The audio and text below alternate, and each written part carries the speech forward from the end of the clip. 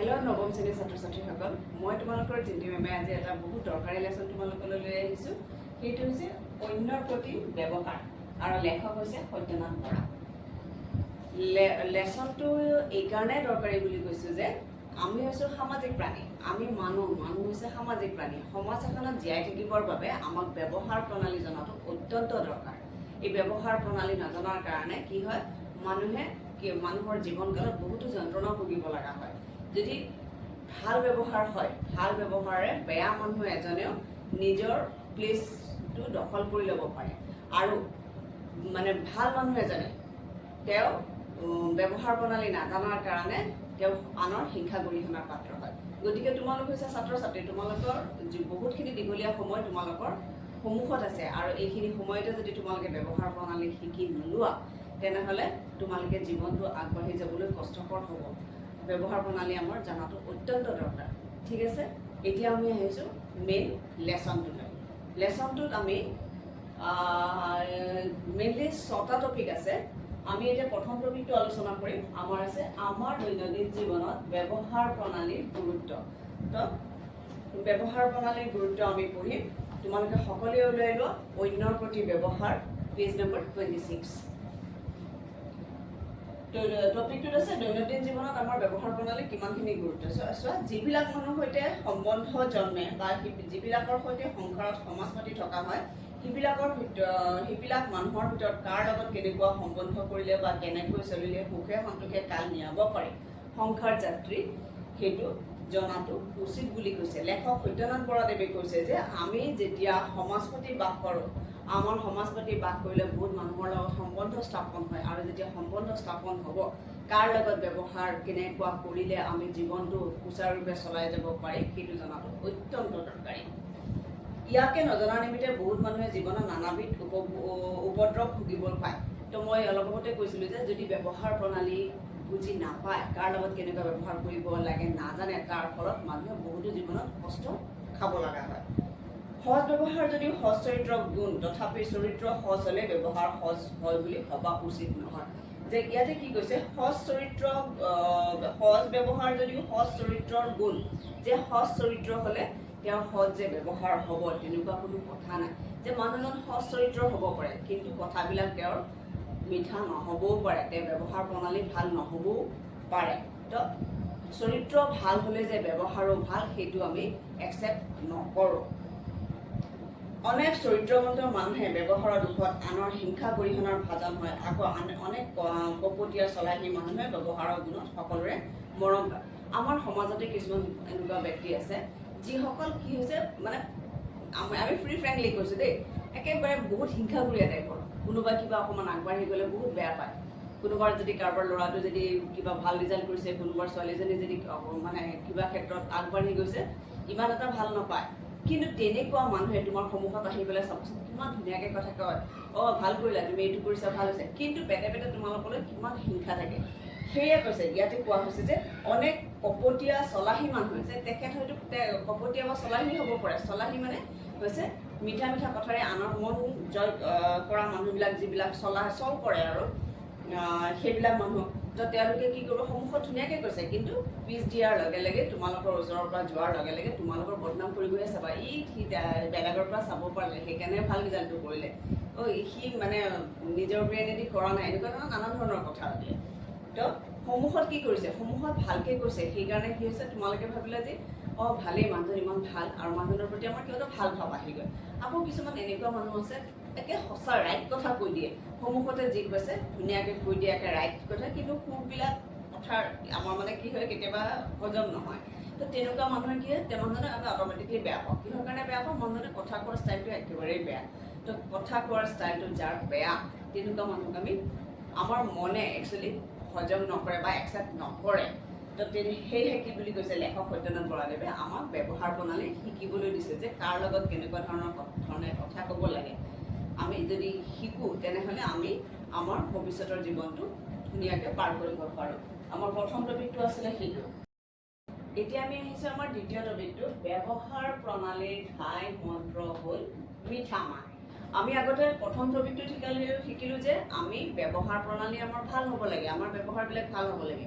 এতিয়া আমাক ছেকেণ্ড টপিকটো শিকাইছে যে ব্যৱহাৰ ভাল আমি কেনেকৈ কৰিম। ব্যৱহাৰ ভাল আমি কেনেকৈ কৰিম, এই মিঠা মাতৰ জৰিয়তে।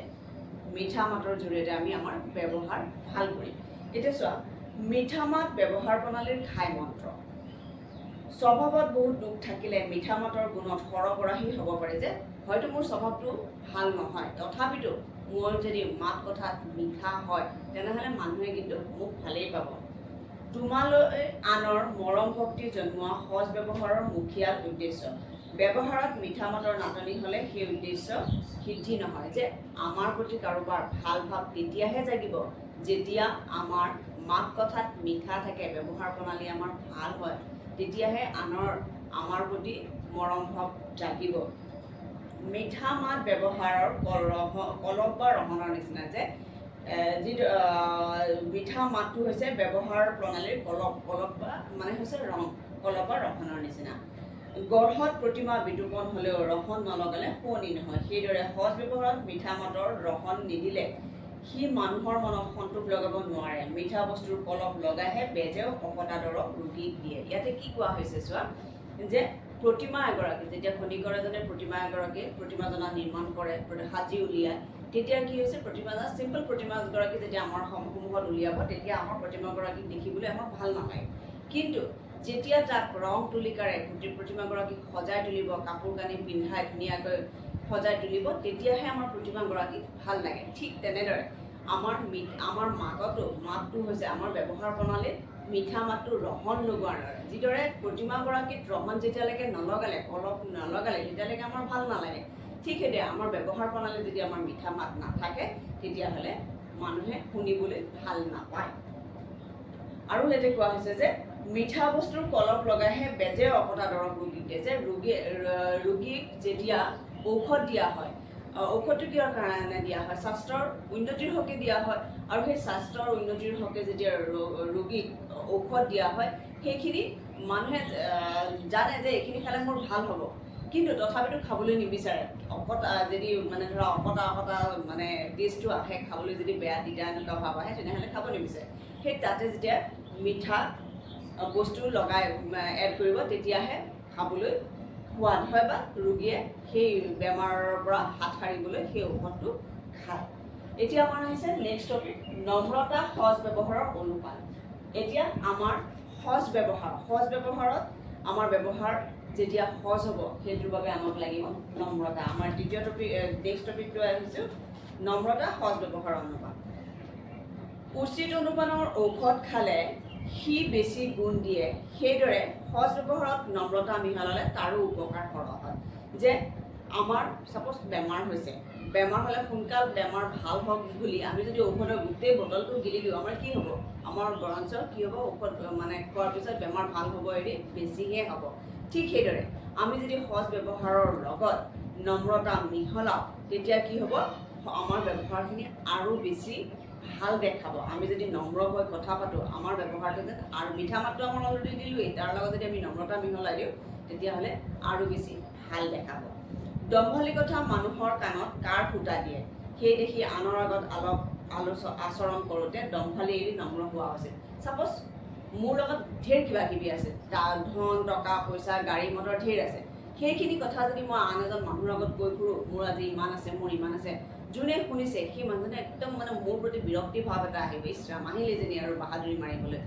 তোমালোকৰ ক্ষেত্ৰতো তেনেকুৱা হয় নিশ্চয়। যেতিয়া তোমালোকৰ লগৰীয়া এজনে, তেওঁৰ লগত থাকিব পাৰে, বহুতখিনি থাকিব পাৰে, তেওঁ হয়তো ৰিচ ফেমিলিৰ পৰা আহিব পাৰে, কিন্তু তোমালোকৰ সন্মুখত যেতিয়া কৈ থাকিব মোৰ পেনটো এইটো, মোৰ একেবাৰে 500 টকীয়া 600 টকীয়া, কেনেকুৱা লাগিব? তুমি লিখি আছা 10 টকীয়া পেনেদি, তেওঁ আহি পেলাই বাহাদুৰি মাৰি ক'ব 500 টকীয়া 600 টকীয়া, কেনেকুৱা লাগিব? হয়তো সি সঁচাকৈ 500 টকীয়া 600 টকীয়া পেনেদি লিখিব পাৰে, বাট কি হয় যে দম্ভালি কথা কোৱা মানুহৰ কাণত কাৰ ফুটা দিয়ে, কিন্তু সেই কথাটো শুনিবলৈ কিবা এটা ভাল নালাগে, যেন কাৰডাল আহি পেলাইহে আমাক একেবাৰে খুচি দিছে, এনেকুৱা নিচিনা আমাৰ হয়। সেই দেখি আনৰ লগত আলাপ আচৰণ কৰোঁতে দম্ভালি এৰি নম্ৰ হোৱা উচিত। সেইকাৰণে হয়তো তুমি লিখিব পৰা দামী পেনেৰে, কিন্তু কৈ থকাৰ দৰকাৰ নাই। বহুতে ভাবে যে লোকৰ আগত নম্ৰ হ'লে নিজকে সৰু বা লঘু কৰা হয়। এই বিশ্বাস ভুল। নম্ৰতা ডাঙৰ আশয়ৰহে চিন, তাৰ পৰা আশয়ৰ উচ্চতাহে প্ৰকাশ পায়। যে এনেকুৱা এটা ভুল ধাৰণা থাকিব নালাগে যে নম্ৰ হৈ কথা ক'লোঁ, দম্ভালি মাৰি কথা নকয়, যদি মই নম্ৰ হৈ কথা ক'লোঁ, তেতিয়া হয়তো মানুহে মোৰ মানে লেভেলটো সৰু বুলি ভাবিব পাৰে। তো সেইটো একেবাৰে ভুল ধাৰণা। মই তেনেকুৱাতে থাকিম। মই বৰঞ্চ নম্ৰ হ'লে মোৰ যে স্বভাৱৰ উচ্চতা, যে মোৰ প্ৰতি মানুহৰ মানে ভাল ভাৱটো বৃদ্ধিহে হ'ব, বাঢ়িবহে, কিন্তু তাৰ তুলনা মানে যদি নম্ৰ হওঁ, কেতিয়াও মোক মানে তেওঁতকৈ সৰু বুলি কেতিয়াও নাভাবে। নম্ৰতা এটা মনৰ গুণ, মিঠা মাত তাৰ ফল। মনত নম্ৰতাৰ ভাৱ থাকিলে মুখেৰে আপোনা আপুনি মিঠা মাত ওলায়। মনত অহংকাৰ ৰাখি নম্ৰ হ'লে মানুহক ছল কৰা হয়, তেনেকুৱা আচৰণ অনুচিত। ব্যৱহাৰত মনে মুখে একে হোৱাটো সততে চেষ্টা কৰা উচিত। যে আমাৰ মনত যদি নম্ৰতা ভাৱ থাকে, তেনেহ'লে আমাৰ মুখেৰে আপোনা আপুনি মিঠা মাত ওলাব। সেয়েহে আমি আমাৰ স্বভাৱত, আমাৰ ব্যৱহাৰত নম্ৰতা এড কৰিব লাগে। আৰু কি হৈছে, মনত অহংকাৰ ৰাখি আৰু যে মনে মনে আমাৰ অহংকাৰ আছে, যে মই ইমান ৰিচ, মই ইমানখিনি পাৰোঁ, মই ক্লাছত চবতকৈ ফাৰ্ষ্ট বয় বা গাৰ্ল, মানে তেনেকুৱা যদি মনত এটা ভাৱ থাকে, তেনেকুৱা এটা ভাৱ আছে, কিন্তু সন্মুখত দেখাইছে যে একেবাৰে মই অনেষ্ট আৰু, তো সেইটোও কৰিব নাপায়। এতিয়া অহংকাৰ ভাৱটো মনত আনিবই নালাগে। তো যদি তেনেকুৱা কৰা হয়, তোমাৰ সন্মুখৰজনক ছল কৰাহে হয়। সেয়েহে আমাৰ থাৰ্ড টপিক হৈছে নম্ৰতা সহজ ব্যৱহাৰ অনুপাত, যে আমাৰ ব্যৱহাৰত নম্ৰতা ৰাখিব লাগে, অহংকাৰ ৰাখিব নালাগে। আৰু সেই ব্যৱহাৰ প্ৰণালীত নম্ৰতা যেতিয়া এড কৰা হয়, সেই সহজ ব্যৱহাৰ, সেই আমাৰ ব্যৱহাৰটো আৰু বেছি উচ্চহে হয়। যে প্ৰয়োজন সপক্ষে আমি কি আছে, আনৰ যদি গুণ বখানিব লগা হয়, আমি আনৰ গুণ বখানিব লাগে। আনৰ গুণ বখানিলে মই যে নিজে সৰু হৈ যাম, তেনেকুৱা কিন্তু কোনো কথা নাই। যে তেওঁ যদি সঁচাকৈ মানে যোগ্য হয়, তেনেহ'লে আমি তেওঁক সঁচাকৈ মানে তেওঁক সেই যোগ্যতা দিবই লাগিব। মই তেওঁক মানে গুণ বখানিলোঁ বুলি যে মই সৰু হৈ যাম, তেনেকুৱা কোনো কথা নাই। আৰু কিছুমান চাটুকাৰ আছে, চাটুকাৰ মানে হৈছে একে চলাহী কথাৰে আনৰ মন জয় কৰা, আনৰ মানে কথাবিলাকহে একে ধুনীয়াকৈ ক'ব, কিন্তু তেওঁৰ উদ্দেশ্য মানে কি বেলেগ, সন্মুখত মানে ধুনীয়াকৈ ক'ব। তো তেনেকুৱা কিছুমানে আছে কি মানে কি, যদি অকণমান কিবা এটা হেৰি হৈছে, বা তুমি ইমান কৰিলা, বা তুমি এইটোহে কৰিলা, সেইটো বহুত বেছি মানে তাই গুণগান গায়। তো ইমান বেছি গুণগান কৰাটো ভাল নহয়। কি বুলি কৈছে, যদি তেওঁ সঁচাকৈ ভাল কাম এটা কৰিছে, তুমি সন্মুখত ভাল কৰিছা, তুমি এনেকুৱা কৰিছা, আৰু আগবাঢ়ি যোৱা। কিন্তু সেইটোৱে যদি আমি ৰিপিট কৰি থাকোঁ, হয়তো তেওঁৰ মনত এটা বেয়া ভাৱ আহিব পাৰে, যে যিজনৰ গুণ বখানিছা, তেওঁ হয়তো ভাবিব পাৰে অলপ বেছিকেই ক'লে নেকি। তো সেইটো কৰা অনুচিত। এতিয়া আমি নেক্সট টপিক আহিছোঁ, আনৰ গুপ্ত কথা লুকাই ৰাখিব পৰাটো ডাঙৰ গুণ। যে আনৰ গুপ্ত কথা, সকলো মানুহৰে কিছুমান চিক্ৰেট থাকে। তো সেই চিক্ৰেটটো যদি তুমি জানিলা আৰু বেলেগৰ আগত যদি কৈ ফুৰিলা, এইটো একেবাৰে বেয়া স্বভাৱ। এইবিলাক কেতিয়াও নকৰিবা। এতিয়া চোৱা, সকলোৰে সৈতে মিলৰে থাকিব খুজিলে আনৰ গুপ্ত কথা লুকাই ৰাখিবলৈ জানিব লাগে। গুপ্ত কথা লুকাই ৰাখিব পৰা এটা ডাঙৰ গুণ। যে আমি যদি সকলোৰে লগত মিলি চলিবলৈ লাগে, তেনেহ'লে আমি আনৰ গুপ্ত কথাবিলাক গুপ্ত হৈ থাকিব দিব লাগে। অনেক মানুহে এই গুণৰ অভাৱত বন্ধু বান্ধৱী হেৰুৱাই আনৰ গৰিহণা খায়।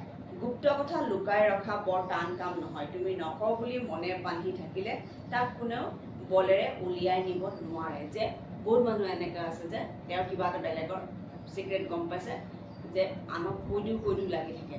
তো কৈ দিলে, যে যিজনৰ কথাটো গম পাইছা, তেওঁ যেতিয়া সেই কথাটো আনে গম পাই গ'ল, তেতিয়াহ'লে তেওঁৰ কেনেকুৱা এটা অৱস্থা হ'ব। তেওঁ সেই কথাটো তেওঁ যিহেতু নিবিচাৰে যে আনে জানক, তো সেইটো তুমি জানিলা, তুমি জানি বেলেগক যদি কৈ দিলা, কি হ'ব তেতিয়া? মানুহজনে তোমাক বেয়া পাব, আৰু মানুহজনৰো বেয়া প্ৰভাৱ পৰিব। ইছৰাম, এই কথাটো চবেই গম পায়, কি হ'ব? মানসিকভাৱে তেওঁ হয়তো অস্থিৰ হৈ পৰিব পাৰে, মানে ঠিক নাথাকিব পাৰে। তো সেইবিলাক কথা নোকোৱাই ভাল। আৰু তেনেকৈ বহুতেই মানে বিপদত পৰে, আনৰ গৰিহণাৰো পাত্ৰ হ'ব লগা হয়। তুমি যদি সেই গুপ্ত কথাটো নকওঁ বুলি মনত এবাৰ স্থিৰ কৰা, সেইটো কিন্তু কেতিয়াও তোমাৰ পৰা আনে উলিয়াই দিব নোৱাৰে। যে শ্লিপ অফ টাং কেতিয়াও নহয়। তুমি যদি মনতে স্থিৰ কৰা, কিয়নো কম মই নকওঁ, তেতিয়াহ'লে সেইটো কেতিয়াও উলিয়াব নোৱাৰে। কেতবিলাক মানুহে লগৰীয়াক হহুৱাবলৈ লোকৰ গুপ্ত কথা সদৰি কৰে। এই শ্ৰেণীৰ মানুহৰ স্বভাৱ নিচেই পাতল। আৰু কিছুমান মানুহে কি কৰে, আনক হহুৱাবলৈ বেলেগৰ গুপ্ত কথাবিলাক কৈ দিয়ে। তো সেই মানুহবিলাকৰ স্বভাৱবিলাক বহুত পাতল। সিহঁতে লোকৰ বেয়া হওক বুলি মনে জানি আনৰ গুপ্ত কথা প্ৰকাশ নকৰে। কেৱল পাতল স্বভাৱৰ দুখতহে হঠাৎ কেতিয়াবা কৈ পেলায়। সিহঁতে নিজৰ গুপ্ত কথা পেটত ৰাখিব নোৱাৰে, তাকো আনৰ আগত নিজৰ বিপদ আনৰ আগত গৈ নিজৰ বিপদ নিজে মাতি আনে। তো তেনেকুৱা ধৰণৰ মানুহে কাৰো বেয়াটো নাভাবে, তেওঁলোকে একচুৱেলি বেয়াটো নাভাবে, কিন্তু তেওঁলোকৰ স্বভাৱটো যে পাতল, সেইকাৰণে কি হয় তেওঁলোকে মানে কৈ পেলায়। আৰু তেওঁলোকে যে অকল লোকৰহে কৈছে তেনেকুৱা নহয়, তেওঁলোকে নিজৰো তেনেকুৱা কৰে। তেওঁলোকে নিজৰো মানে ধৰা ক'ব নলগীয়া কথাবিলাক কিছুমান কৈ পেলাই নিজে নিজে বিপদত ফচি মৰে। গুপ্ত কথা লোকৰে হওক বা নিজৰে হওক সদায় লুকাই ৰখা উচিত। লোকৰ গুপ্ত কথা প্ৰকাশ কৰিলে তাৰ ওপৰত পৰিব লগা হয়, আৰু নিজৰ গুপ্ত কথা প্ৰকাশ কৰিলে মানুহৰ গৰিহণা খাব লগা হয়। দুৰাচাৰ বা খিয়ালিয়ে মানুহৰ আগত নিজৰ গুপ্ত কথা ভাঙি গ'লে ভৱিষ্যত হিংসা কৰিবলৈ সুচল কৰি দিয়া হয়। যে সকলোৰে একোটা মানে কিবা কিবি চিক্ৰেট থাকিব পাৰে, সেই কথাটো কৈ দিয়াৰ পিছত তোমাৰ যেতিয়া চিক্ৰেটটো গম পালে, তোমাৰ ছাপ'জ তোমাক যোনে গম পাইছে তেওঁ শত্ৰু হ'ল, তেওঁ কোন ফালৰ পৰা তোমাক এটেক কৰিব। চাপ'জ তোমাক যে এইখিনি ক্ষেত্ৰত মানুহজন দুৰ্বল হয়, তই এইটো ছাইডেদি উইক পইণ্টটো পালোঁ, তই এইটো ছাইডেদি তেওঁক বাৰ কৰিব পাৰে। তো তেনেকুৱা ধৰণৰ কথা কিছুমান আহি পৰে। তো গুপ্ত কথা আনৰে হওক বা নিজৰে হওক কেতিয়াও আনৰ আগত প্ৰকাশ নকৰিবা। লোকৰ গুপ্ত কথা সম্বন্ধে আৰু বিবেচনা কৰা উচিত যে যি মানুহে তোমাৰ আগত তাৰ গুপ্ত কথা ভাঙি কয়, তুমি সেই কথা বিশ্বাসত ৰাখিবা বুলি আশা কৰে।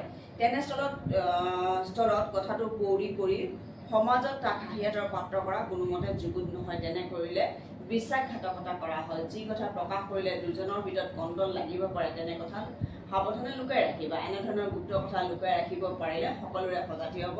আৰু যি মানুহে পেটৰ কথা ৰাখিব নোৱাৰে, সি আনৰ গুপ্ত কথা শুনিবলৈ হেঁপাহ কৰা উচিত নহয়, আৰু আনে ক'ব খুজিলেও শুনিবলৈ মান্তি হোৱাটো অনুচিত। এতিয়া চব কোনোবা এজন ল'ৰাই তোমাক তাৰ চিক্ৰেট এটা ক'লে, সি তোমাক কৈছে, চবকে কোৱা নাই, অনলি তোমাক কৈছে। কিহৰ কাৰণে তোমাক কৈছে? তোমাক বিশ্বাস কৰে সেইকাৰণে কৈছে। কিন্তু তুমি তাৰ যদি বিশ্বাসটো নাৰাখি তাৰ গুপ্ত কথাটো সকলোকে কৈ ফুৰে, সি তোমাক আৰু কেতিয়াবা বিশ্বাস কৰিবনে? কেতিয়াও নকৰে। আৰু যদি তুমি যদি গুপ্ত কথা গুপতে ৰাখিব নাজানা, তেনেহ'লে আনৰ চিক্ৰেট কেতিয়াও নুশুনিবা। আনৰ চিক্ৰেট হৈ যদি থাকিব দিব নোৱাৰা, তেনেহ'লে কেতিয়াও শুনিব নিবিচাৰিবা। তোমাক ক'ব বিচাৰিলে তুমি কেতিয়াও নুশুনিবা। এতিয়া আমাৰ নেক্সট টপিক আছে, লোকৰ কথা খুচৰি ফুৰা স্বভাৱ কাৰো উপকাৰ কৰিব নোৱাৰে। তোমালোকৰ মাজতে মিমছ বনোৱা ন, আণ্টি মানে নেইবাৰ্ছৰ আণ্টিবিলাকক মানে তোমালোকৰ মাজত মিমছ কৰা যে কিছুমানে, মই সেইটো কৈছে কিছুমান মানে আমাৰ সমাজত সঁচাকৈ আছে তেনেকুৱা ধৰণৰ মহিলা, মানে ধৰা কাৰ ঘৰত কি হৈছে, কাৰ ঘৰত কি হোৱা নাই সেইটো খবৰ লৈ ফুৰে। তো সেইটো কথা সেইটো কৰাৰ ফলত কাৰোবাৰ জানো উপকাৰ হ'ব? কাৰো উপকাৰ নহয়। না যিগৰাকী মানুহে কৈ ফুৰিলে তেওঁৰ উপকাৰ হ'ব, না যাৰ কথা কৈছে তেওঁৰ উপকাৰ হ'ব। গতিকে আনৰ কথা খুচৰি ফুৰিব দৰকাৰ নাই। সেইখিনি সময়ত আনৰ কথা খুচৰি ফুৰাতকৈ নিজৰ কামত যদি মন দিয়া হয়, তেনেহ'লে আমাৰ কামটোহে আগবাঢ়ি যাব। তেওঁলোকৰ কথা খুচৰি আমাৰ একো লাভ নহয়। লোকৰ কথা খুচৰি ফুৰা বহুত মানুহৰ স্বভাৱ, কিন্তু তাৰ পৰা কাৰো উপকাৰ নহয়। যি আনৰ দুখ বিচাৰি ফুৰে, সি তাৰ নিজ আশয়ৰ চিনাকি দিয়ে। যে তাৰ স্বভাৱটো যে নিজ, সেইটোহে প্ৰমাণ হয়। আৰু যাৰ দুখ বিচাৰে তাৰ কোপত পৰে। এতেকে সততে আনৰ দুখৰ ভাগ এৰি দি গুণৰ ভাগ ধৰাইছে। যে কি হৈছে, যেতিয়া বেলেগৰ কথা খুচৰি ফুৰা হয় তেওঁতো একো লাভ নহয়েই। আৰু কি হৈছে, যিজনৰ কথা খুচৰিছে তেওঁ যদি গম পাইছে যে মোৰ কথা কৈ ফুৰিছে, তেতিয়া এনেই সোধাই এৰিবনে? তেওঁকতো দিবই। গতিকে তেনেকুৱা ধৰণৰ নকৰাই ভাল। আৰু কি কোৱা হৈছে চোৱা, আমি যদি কাৰোবাৰ কিবা আলোচনা কৰিব লগা হয়, তাৰ নিগেটিভিটিটো এৰি পজিটিভিটিটোহে ল'ব লাগে। তেওঁৰ ভাল গুণটো আমি ল'ব লাগে, তেওঁৰ বেয়া গুণটো আমি সদায় এভইড কৰিব লাগে। কোনো মানুহৰ বিষয়ে কথা ক'ব লাগিলে তাৰ যি গুণ আছে তাকেহে কোৱা উচিত, নাইবা মুঠেই একো নোকোৱাই ভাল। যি মানুহে যি কথা শুনিবলৈ ভাল নাপায় সেই কথা তাৰ আগত কোৱা উচিত নহয়। কোনো মানুহৰ শৰীৰত কোনো ফুট থাকিলে বা ভেঙুচালি বা বিগতি কৰা অনুচিত। বিগতি ভেঙুচালি বহুৱাৰ কাম, তেনে কাম আনে কৰা অযোগ্য। যে যোন মানুহে যেনেকুৱা ধৰণৰ কথা ক'লে ভাল নাপায়, তেনেকুৱা ধৰণৰ কথা আমি ক'বলৈ নালাগে। আমি তেওঁ নিবিচৰা ধৰণৰ যদি কথা কওঁ, মিছামিছি আমি শত্ৰু তেওঁৰ ওচৰত শত্ৰু হৈ পৰে গতিকে তেনেকুৱা নকৰিবা আৰু কোনো মানুহৰ যদি শাৰীৰিকভাৱে মানে ধৰা কিবা অংগ ফুট হয় তেওঁৰ ফলত কেতিয়াও ভেঙুচালি নকৰিবা যে তেওঁক ঈশ্বৰে তেনেকেই দিলে তো তেওঁক কোনোবা ধৰা চকু এটাই কেৰা বা ভৰি এখনেই লেঙেৰা তো সেইটো লৈ পেলাই তেওঁক ভেঙুচালি কৰাটো একেবাৰে অযোগ্য তোমালোকে শিক্ষিত ল'ৰা ছোৱালী তোমালোকে শিক্ষাদান কৰিছা তেনেকুৱা কাম শিক্ষা যেতিয়া লৈ আছা তেনেকুৱা ল'ৰা ছোৱালী কেতিয়াও এনেকুৱা ধৰণৰ কাম নকৰে তেনেকুৱা কাম নকৰিবা তেনে কাম কৰা অযোগ্য সকলোৰে সৈতে গহীন হৈ চলাই ভাল কিয়নো গহীনালীৰ লগত উপলুঙালী বা পাতলালী থাকিব নোৱাৰে ভেঙুচালী উপঙালীৰ ফল এটাকে য'ত উপলুঙালী নাই ত'ত ভেঙুচালীও থাকিব নোৱাৰে যে সদায় আমি গহীন গম্ভীৰভাৱে চলিব লাগে যদি আমি আমাৰ মনটো পাতল হয় কাৰোবাৰ লগত আমি ভেঙুচালি কৰোঁ তেতিয়া আমাৰ উপলুঙালীও হৈ যায় গতিকে আমি যদি গহীন হৈ থাকোঁ আমাৰ লগত জানো কোনোবাই ঠাট্টা মস্কৰা কৰিব পাৰে গতিকে আমি সদায় গহীনভাৱে থকাটোৱেই ভাল আনৰ আগত নিজৰ গুণৰ কথাও ক'ব নালাগে নিজৰ মুখত নিজৰ গুণ আনৰ কাণত বিষ যেন লাগে মই এই কথাটো মই অলপ আগতে আকৌ কৈছিলোঁ যে নিজৰ গুণ কেতিয়াও নিজে বখানিব নালাগে চাপ'জ মোৰ লগত কিবা গুণ আছে মই কিবা ভাল কাম কৰিছোঁ মই যদি নিজে কওঁ তেনেহ'লে যিটো শুনিছে শ্ৰোতাজনে তেওঁৰ মানে শুনিবলৈ একেবাৰে বেয়া পায় যে কাণত বিষৰ তুল্য হৈ যায় বিষ যেন হৈ পৰে নিজৰ গুণ নিজে বখানিলে গুণৰ গৌৰৱো নাথাকে আৰু আনৰ মানুহৰ লগত মেল কৰোঁতে বিশেষ প্ৰয়োজন নাথাকিলে নিজৰ কথা সৰহকৈ নোকোৱাই ভাল পৃথিৱীত নানা ৰকমৰ মানুহ আছে কোনো সাধু কোনো চোৰ কোনো সৎ কোনো সৰল কিন্তু কোনবিধৰ তাক দেখিলেই চিনিব নোৱাৰি কাৰণে বহুতো চোৰেও আনক চলিবলৈ সাধুৰ হোৱাৰ দৰে এতেকে অচিনাকি মানুহক পোনপ্ৰথমে বিশ্বাস কৰা অযোগ্য কোনো মানুহক সৎ বুলি জানিব পাৰিলে তাৰ লগত সম্বন্ধ ছিঙি দিয়াই ভাল সঠৰ লগত সম্বন্ধ ৰাখিলে সঠতাক প্ৰশ্ৰয় দিয়া হয় যে পৃথিৱীত বহুত ধৰণৰ মানুহ আছে কোনে কি মতলবত আছে কাৰ কি অভিপ্ৰায় আমি কেনেকৈ জানিম গতিকে আমি যাকে তাকে মনৰ কথা ক'বলৈ নালাগে আৰু যদি কেতিয়াবা কিবা কাৰণত গম পালা যে মানুহজন ভাল নহয় সৎ হয় তেতিয়াহ'লে নিজে তাৰ পৰা আঁতৰি আহিবা মানুহজনৰ লগত সম্পৰ্ক নাৰাখিবা কিয়নো যদি সঠৰ লগত থকা হয় তেতিয়া সঠতাক প্ৰশ্ৰয় দিয়া হয় মানে বেয়াৰ লগত যদি থকা হয় তুমি বেয়াটোক প্ৰশ্ৰয় দি আছা ঠিক আছে নেক্সট আমাৰ টপিক আহিছে একালত আদ্যৱন্ত একালত দৰিদ্ৰ হ'লেও ব্যৱহাৰ সলনি হ'ব নালাগে যে মানুহৰ দিন সদায় একেই নাযায় আজি চোৱা শিৱসাগৰত যিটো ঘটনা হৈ আছে শিৱসাগৰত বহুতো ৰজাঘৰীয়া ফেমিলিৰ মানুহ আছিলে বহুতো কিমান মানে ৰাজকীয়ভাৱে থকা মানুহ আছিলে তো আজি বানপানীয়ে তেওঁলোকৰ সৰ্বস্ব শেষ কৰি দিলে তো কি হৈছে একালত তেওঁলোক আদ্যৱন্ত আছিলে আৰু এতিয়া যে তেওঁলোক সেই আগৰ অৱস্থালৈ ঘূৰি আহিব তেওঁলোকে অতি সোনকালে নোৱাৰে বহু বছৰ লাগিব তো সেইবুলি আমি একালত আদ্যৱন্ত লোকসকলক তেওঁলোকৰ দৰিদ্ৰতাৰ সময়ত আমি তেওঁলোকক মানে ব্যৱহাৰ পাতি চাই চিতি কৰিব লাগিব যে তেওঁলোকৰ আদ্যৱন্ত সময়ত যেনেকুৱা ধৰণৰ আমি ব্যৱহাৰ কৰিছিলোঁ দৰিদ্ৰতাৰ সময়তো আমি তেনেধৰণৰ ব্যৱহাৰেই কৰা যোগ্য চোৱা সংসাৰত মানুহৰ অৱস্থা সদায় সমান নাথাকে একালৰ আদ্যৱন্ত একালত দৰিদ্ৰ হয় তেনেকুৱা মানুহৰ লগত ব্যৱহাৰ কৰোঁতে আদ্যৱন্ত অৱস্থাত তাৰ লগত যেনে ৰূপে ব্যৱহাৰ কৰা হৈছিল দৰিদ্ৰ অৱস্থাটো তেনেৰূপে ব্যৱহাৰ কৰা উচিত আদ্যৱন্ত অৱস্থাত মান দেখুৱাই দৰিদ্ৰ অৱস্থাত অমান্য কৰা ভাল নহয় দুদিনৰ সৎকাৰ দুদিনৰ ইটিকিং কৰা সৰু মনৰ চিন যিবিলাক মেণ্টেলিটি একেবাৰে ল তেওঁলোকেহে তেনেকুৱা কৰে যে যিখিনি সময়ত তেওঁলোক আদ্যৱন্ত আছিলে তেওঁলোকক একেবাৰে ধুনীয়াকৈ সন্মান দিব যিখিনি সময়ত মানে দৰিদ্ৰতা আহিছে কিবা কাৰণত তো তেওঁলোকক মানে সেইটো চকুৰে চাব নিবিচাৰে তো তেনেকুৱা নেৰ' মাইণ্ডেড মানুহৰহে মন সামান্য মানুহ ডাঙৰ হ'লে তাৰ প্ৰতি ব্যৱহাৰ সলোৱা উচিত অৰ্থাৎ তাৰ লগত আগে যেনে ব্যৱহাৰ কৰিছিলা বিদ্যা বুদ্ধিৰ ফলত সি ডাঙৰ হৈ উঠা তেনে ব্যৱহাৰ কৰা উচিত নহয় তেতিয়া সি তাৰ অৱস্থাৰ অনুৰূপ মান সংস্কাৰ পাব লাগে আৰু কোনো ধৰা দৰিদ্ৰ ল'ৰা এটা গৈ পেলাই তেওঁ কষ্টৰ ফলত তেওঁ পঢ়া শুনা কৰি শিক্ষা দীক্ষা লৈ তেওঁ নিজৰ কৰ্মৰ ফলেৰে এতিয়া আদ্যৱন্ত হৈছে কিন্তু দৰিদ্ৰ অৱস্থাত যদি তেওঁ কিবা কাৰণত বেয়া ব্যৱহাৰটো নকৰাই যদি ধৰক মান সৎকাৰ কম দিছিলা কিন্তু সেই বুলি আদ্যৱন্ত অৱস্থাটো যে তেওঁ দুখীয়া ঘৰৰ পৰাহে আহি এইখিনি হৈছে বুলি তেনেকুৱা মেণ্টেলিটি নাৰাখিবা তেওঁ কেনেকৈ পালে সেইখিনি স্তৰ তেওঁ কষ্ট কৰিছে আৰু কষ্ট কৰি সেইটো ষ্টেজ পাইছে তেওঁৰ কষ্টক সন্মান দিব লাগে আৰু তেওঁক আমি সৎ ব্যৱহাৰ কৰিব লাগে।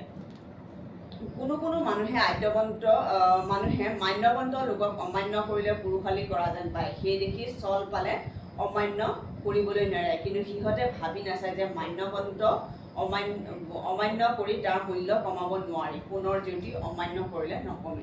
কিছুমান এনেকুৱা মানুহ আছে, এনেকুৱা বহুৱালি কৰি ভাল পায় যে এজন ভাল মানুহক ধৰা তেওঁক মানে ধৰা যদি অকণমান মানে কি আছে তেওঁক লেভেলটো কমাই দিয়া হয়, তেনেকুৱা ধৰণৰ কৰি পেলাই ভাল পায় যে তেওঁৰ লগত অকণমান ধেমালি কৰি ধেমালি মানে অলপ মানে কেতিয়াবা অলপ নিচা দেখুৱায় কেনেকৈ তললৈ আনিব পাৰোঁ, তো তেনেকুৱা ধৰণৰ ধেমালি কিছুমান কৰি ভাল পায়। তো সেইটো একচুৱেলি কৰিবলৈ নালাগে। তো মই তেওঁক যদি মান সন্মান নিদিলোঁ, মই মান সন্মান নিদিলোঁ বুলি তেওঁ কিন্তু তেওঁৰ মান সন্মান তেওঁৰ গুণ কেতিয়াও কমি নাযায়। তেওঁ গুণৰ বলত তেওঁ মানি হৈছে, তেওঁৰ কষ্টৰ ফলত তেওঁ মানি হৈছে, গুণী হৈছে। তো মই যদি অমান্য তেওঁক কৰিলোঁ, সেই বুলি তেওঁৰ মান গুণ কেতিয়াও কমি নাযায়। যিদৰে সোণ এটুকুৰা, সোণ সদায় উজ্জ্বল, সোণ জিলিকিয়ে থাকিব। সেই সোণ টুকুৰাত যদি আমি মানে ধৰা বোকাটো পেলাই থৈ দিওঁ, সোণৰ তাৰ কাম উজ্জ্বল মানে উজ্জ্বলি থকা তেওঁ জিলিকি সোণে তেতিয়া জিলিকি থাকিবই। ঠিক সেইদৰে যিজন গুণী মান্যৱন্ত মানি লোক, মই যদি ধৰা তেওঁক অমান্য কৰিলোঁ, তেওঁৰ গুণ কিন্তু কেতিয়াও কমি নাযায়। এয়ে আছিল লেচনটোৰ মূল কথাখিনি। এতিয়া মই ক'ম তোমালোকক যে লেচনটো তোমালোকে 2-3 বাৰ পঢ়িবা। ইয়াৰ ভিতৰৰ পৰা শ্বৰ্ট কুৱেশ্যনছ কেইবাটাও আছে, সেই শ্বৰ্ট কুৱেশ্যনছখিনি তোমালোকে উলিয়াই ল'বা। আৰু লেচনটো তোমালোকে জানি থোৱাৰ অত্যন্ত দৰকাৰী, যিহেতু তোমালোকে এতিয়া ডাঙৰ হৈ আহিছা, ক্লাছ 9ৰ ষ্টুডেণ্ট। ব্যৱহাৰ প্ৰণালী তোমালোকে জনাটো অত্যন্ত দৰকাৰী। তোমালোকে বহুতেই জানা, তথাপিতো তাৰ মাজতো শিকিবলগীয়া বহুতৰো থাকে। এতিয়া তোমালোকৰ মেইন কথা হৈছে, মই প্ৰতিবাৰে কোৱাৰ নিচিনা এতিয়াও ক'ম যে লেখকৰ পৰিচয়। লেখক আমাৰ কোন হৈছে? সত্যনাথ বৰা। তো সত্যনাথ বৰা লেখকৰ পৰিচয় তোমালোকে চাবা। মই অকণমান পঢ়ি দিছোঁ। তেখেতৰ জন্ম হৈছিল গুৱাহাটীৰ ভৰলুমুখত 1860 চনত। সৰুৰে পৰা সাহিত্যৰ প্ৰতি আকৰ্ষিত হয় আৰু বিভিন্ন বিষয়ত ৰচনা লিখি থৈ যায়। তেওঁৰ সাৰুৱা মৌলিক বিষয়ৰ ৰচনা আছাম বন্ধু, মৌ, জোনাকী, বিজুলী আদি আলোচনীত প্ৰকাশ পায়। তেওঁ যিবিলাক ৰচনা লিখিছিলে আছাম বন্ধু, মৌ, জোনাকী, বিজুলী আদি মেগাজিনত প্ৰকাশ পাইছিলে। তাৰপিছত নিভাঁজ, ঘৰুৱা, গদ্যৰীতি আৰু জতুৱা ঠাঁচৰ উপযুক্ত ব্যৱহাৰে ৰচনাসমূহক এক গভীৰ বৈশিষ্ট্য দান কৰিছে। তো তেওঁৰ ৰচনাবিলাকৰ অলপ বেলেগ ধৰণৰ। কেনেকুৱা বেলেগ হৈছে? নিভাঁজ, ঘৰুৱা গদ্যৰীতি যে তেওঁ সাধাৰণভাৱে তেওঁৰ গদ্যৰীতিবিলাক একেবাৰে সাধাৰণ, যাতে সকলোৱে বুজি পায়। আৰু জতুৱা ঠাঁচৰ উপযুক্ত ব্যৱহাৰ, বহুত ধৰণৰ জতুৱা ঠাঁচ ব্যৱহাৰ কৰে। নেক্সট হৈছে চোৱা, সাৰথি আৰু বহল ব্যাকৰণ তেওঁৰ উল্লেখযোগ্য গ্ৰন্থ। এইটো কুৱেশ্যন হ'ব পাৰে যে সত্যনাথ বৰাদেৱৰ 2খন উল্লেখযোগ্য গ্ৰন্থৰ নাম লিখা। আমি লিখিম সাৰথি আৰু বহল ব্যাকৰণ। ইয়াত পিছত দিছে চোৱা, তেওঁ পেছাত এজন উকিল আছিল। ওকালতি কৰিছিল যদিও কটন কলেজত অসমীয়া বিভাগৰ অধ্যাপক আৰু ল কলেজত আইনৰ প্ৰবক্তাও আছিল।